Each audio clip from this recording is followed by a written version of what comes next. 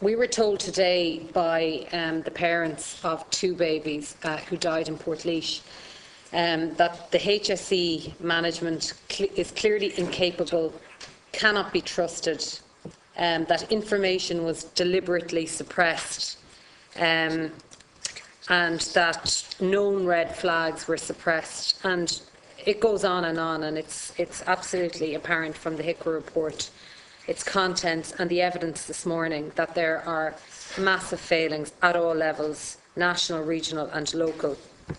We were also told this morning that the Director General of the HSE must stop misinforming the public that these events were before his time with the HSE. That's what Amy Delahunt told us earlier today. And we have heard those claims repeatedly. Now, there are a number of correspondence or instances of correspondence which were drawn to our attention this morning, and I want to raise them directly with you, Mr O'Brien. Firstly, a letter of the 26th of October 2012 where you wrote to Mr and Mrs Malloy and said, I am disappointed to learn from your letter that you were unable to get an adequate response previously, but I can assure you that Dr Philip Crowley will actively deal with this matter. That was on the 26th of October. Furthermore, the Malloy family, Mark and Roisin, wrote to you on the 25th of November, again in 2012, in your capacity as Director General of the HSE, the top of the organisation. And they said, we cannot begin to put into words just how frustrated, appalled, angered and upset we are.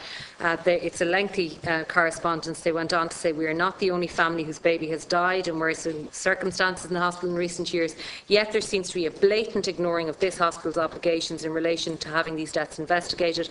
What is even more concerning was to learn that despite these deaths and birth injuries to other children, this hospital has never been audited, and so on.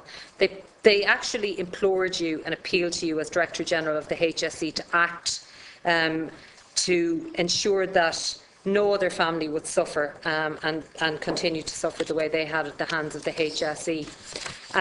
And we're also aware, thanks to the assiduous work of the Malloys through FOI and other resourcefulness, that a meeting took place on the 6th of December 2012 between yourself, Mr O'Brien, and Dr Philip Crowley. There were 2 agenda items, and one of them, this is just, these are the 3 points. I'm finishing this. Names, I don't know if you wouldn't mind naming names as well. I'm finishing, but the point is that there were 2 agenda items, and number 1 was baby Mark Malloy and the reporting relationship. There were no minutes available of that meeting, but it is documented and it did occur.